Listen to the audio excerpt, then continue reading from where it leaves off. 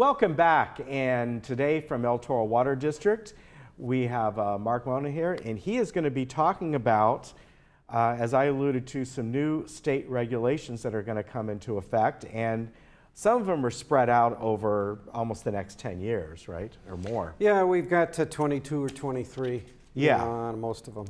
So let's talk about this, and this is something that you have alluded to, as of other folks with the water district, that somehow something's going to be implemented. So let's kind of go over these. And the first slide we're going to look at is kind of going over the framework, right?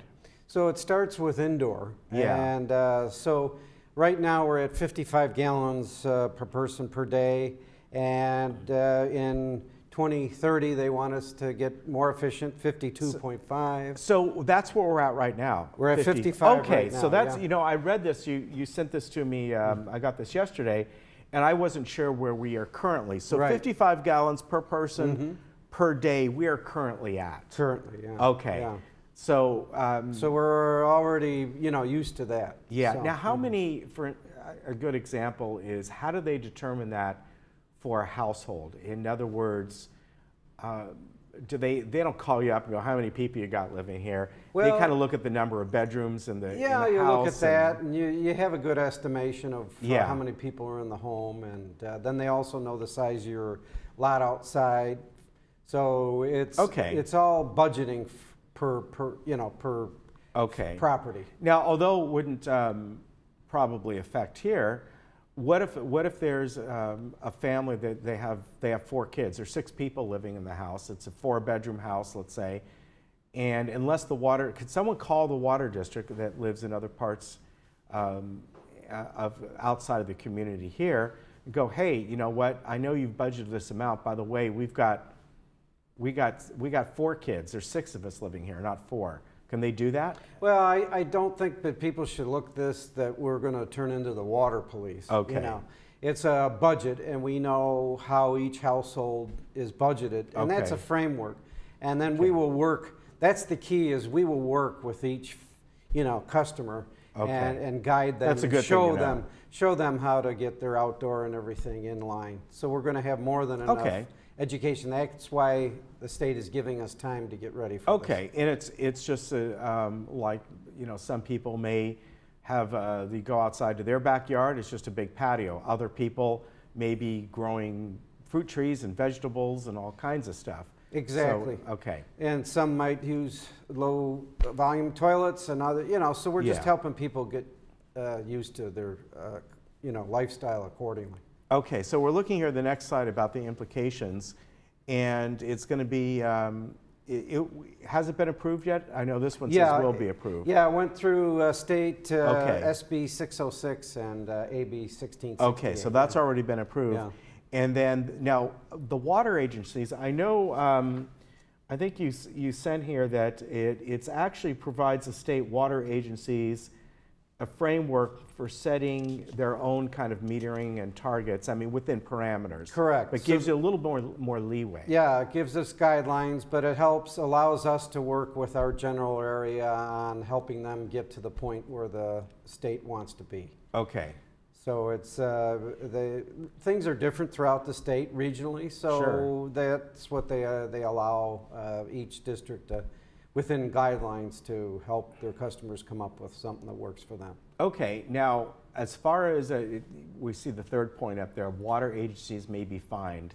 Now tell us how that works, and what are they looking at, and then do you guys pass that fine down to the user?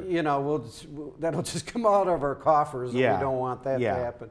But it's 1,000 in non-drought, and it's 10,000 if we're in a drought period. Okay. So it can be severe. So we definitely want to work.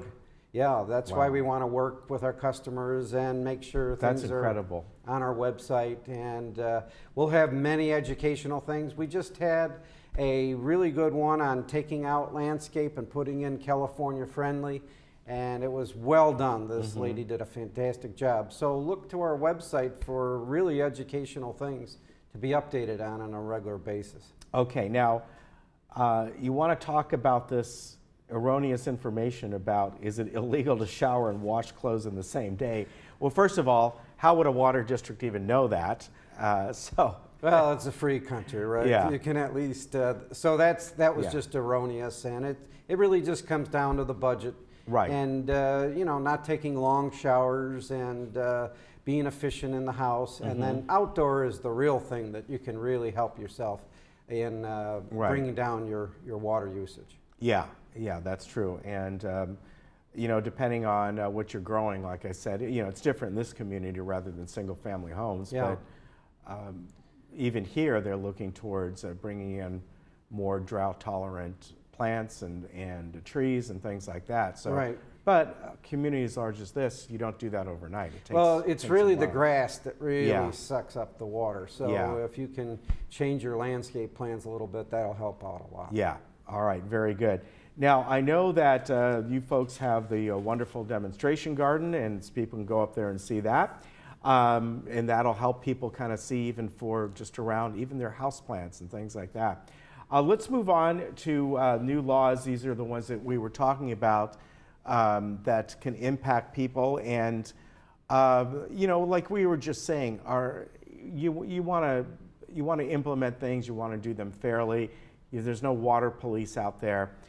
But it's something that you're going to look at, especially if there's an area that is using a tremendous amount of water. First, like you want to go, what's going on here? Right. So, you know, we'll most likely first put a door hanger on their door. Yeah. You know, we'll reach out and then help educate them and get them to the, you know, to the budget or place that everybody wants to be. So, you know, just lean on us for education. Look to us for things. Don't wait till the last minute. Yeah. And, you know, we'll get there. Not a problem. Just be vigilant. The big thing that the governor wants is that we know that this is permanent and we're moving to certain things by 22, 23. Yeah. All right. They're very good. Now, like I said, there's a lot of resources that are available for folks at the El Toro Water District website, and you can get all kinds of great information from there. You can always feel free to contact them if you have certain questions. And you can see all the different websites that are there. Not only El Toro Water District, go see WaterSmart and Be Waterwise and home-water.org. It's just all kinds of different things that you can go to, and sort of the resources are there. And even resources about the plants and things like that. Exactly. Again, in this community, very few people have their vegetable gardens, but it's more about their patios. But beyond here, a lot of folks want to know, hey, what plants are going to work in our area? So we'll provide you with, we have our CAG meeting every 3 months, and then we're going to have great classes that you can attend and look at, or go online and get updated. All right, and finally, you know, a sad note, but talking about a wonderful director that we knew well here. And this was Bill Kahn, of course, who just recently passed away. Yeah, we're, you know, he's a good friend, a good director. You know, I really loved his service to our country. He was a Navy veteran, and he'd really be missed. So thanks for letting us know about that. Yeah, and of course he was on our program many times over the years, and he was been with the Water District for quite a long time. Yeah, so 17 years, and Bill's a good man, and he'll be missed. All right. Well, I hope his family is doing all right. They're all doing well. Yeah. Yeah. All right. Well, thank you. Thank you very much. And good to see you as always. Great to see you too, Ken. And again, many resources are out there for you, and even your plants around your patio and what you can plant there and what works, what doesn't, and even locally here. Not to give any certain plug for any one place, but Green Thumb Nursery, just right up the street, is a great resource. We've had somebody on from that program, from that nursery before, and what's really nice is local nurseries, whether it's them or the San Juan or whatever it might be, they're really in tune with the area. Exactly. So we're giving you more than enough time, and we'll, you know, there's a lot of ways to meet these budgets. Yeah. All right, Mark. Thank you very much. Take care, sir. We'll be right back.